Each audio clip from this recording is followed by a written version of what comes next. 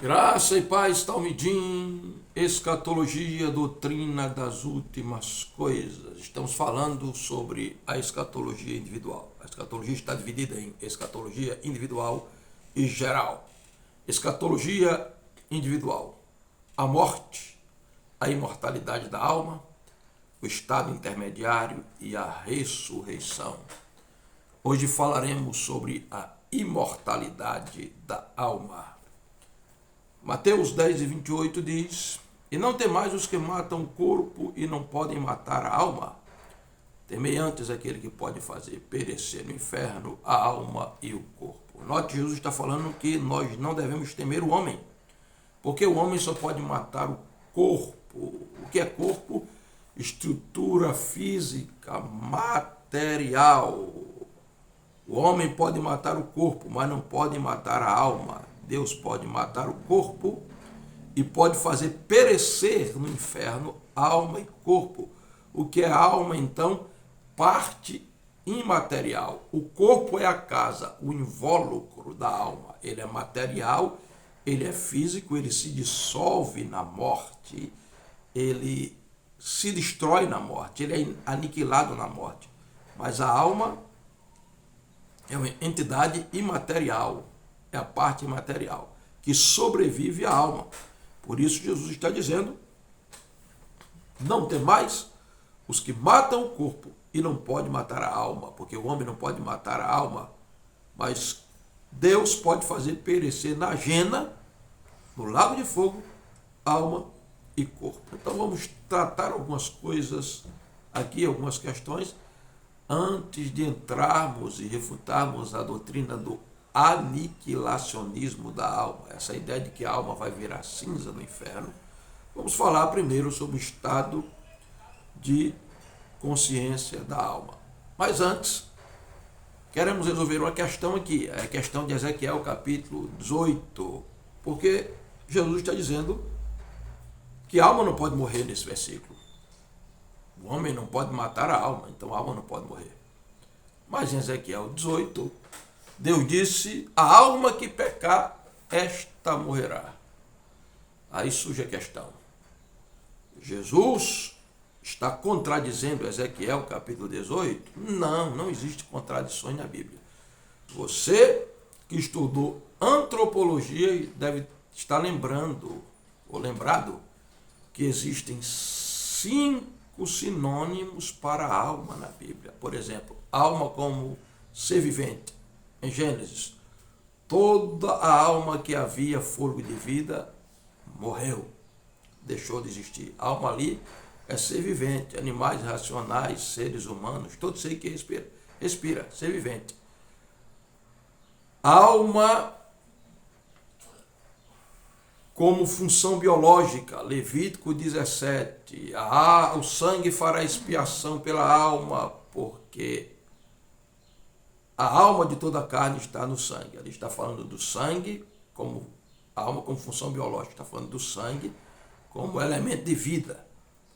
Depois você entendeu que a alma é o psiquismo, ou a parte emocional do ser humano. Jesus disse: a minha alma está angustiada até a morte, ficai aqui e velai comigo. Mas neste versículo, Jesus está dizendo: não tem mais os que matam o corpo e não pode matar a alma. Que alma? A alma imaterial. Então por que Ezequiel disse: a alma que pecar, essa morrerá? Porque Ezequiel está falando do indivíduo e não da parte imaterial. Ali é o sentido de pessoa. A pessoa que peca, ela morre fisicamente. O corpo se separa da alma e o corpo é que morre. Então a pessoa que peca morrerá. Mas a alma, como nós estamos lendo aqui no texto, ela é imortal. O homem não pode matá-la, somente Deus pode fazer perecer no inferno tanto a alma quanto ao corpo.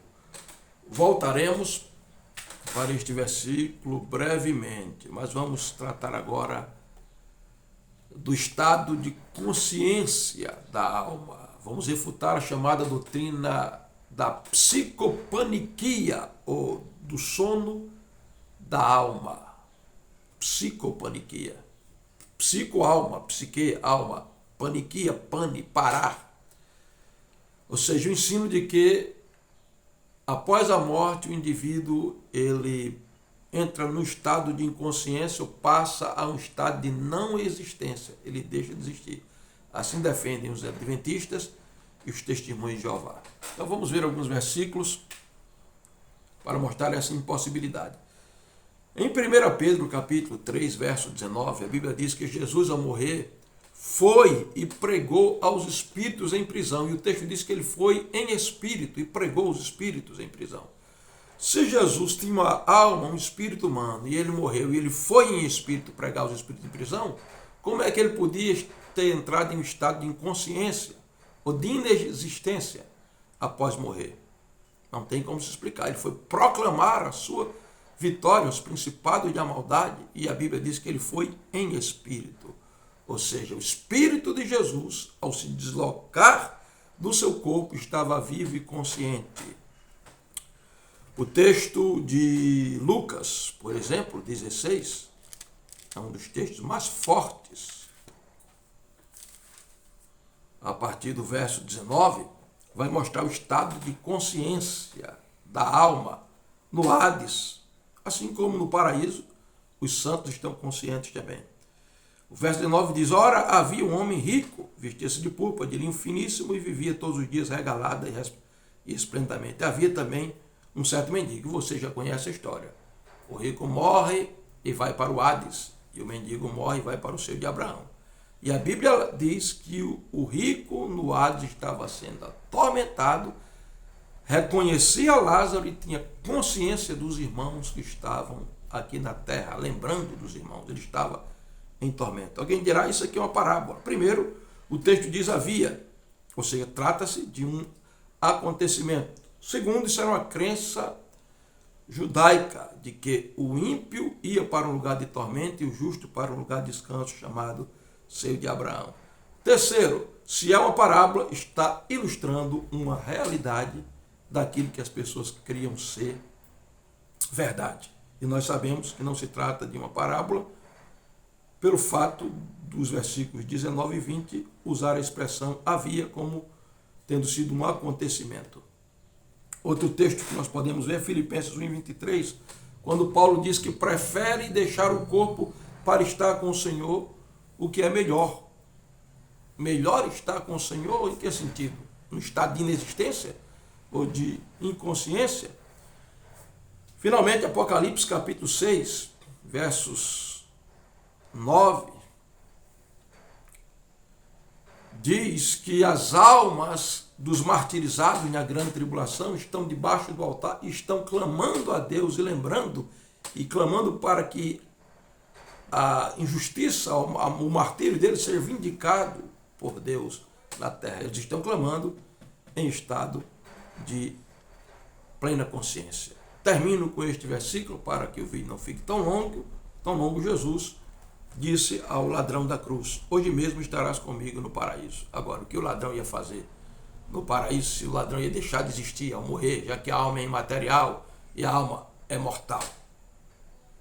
Esses versículos provam a imortalidade da alma e o estado de consciência da alma após a morte, seja no Hades, seja no paraíso. Alguém vai dizer, tentar torcer o versículo, dizendo assim: não, Jesus disse, em verdade te digo, hoje estarás comigo no paraíso no futuro. Mas o texto grego não diz assim, e não tem necessidade de Jesus usar o hoje, se ele sabia que estaria no paraíso futuro com o ladrão. Na verdade, Jesus disse: hoje mesmo estarás comigo no paraíso, em um estado de consciência. O último versículo para encerrarmos é Hebreus capítulo 12, verso 23, que diz que os espíritos dos justos estão na Assembleia Celestial, na cidade celestial, sendo aperfeiçoados. Eles estão crescendo. Como é que eles estão crescendo, sendo aperfeiçoados? Se eles estão em um estado de inconsciência ou de inexistência. Então, essa doutrina da psicopaniquia ou do sono da alma não existe. É uma doutrina herética dentro da escatologia bíblica.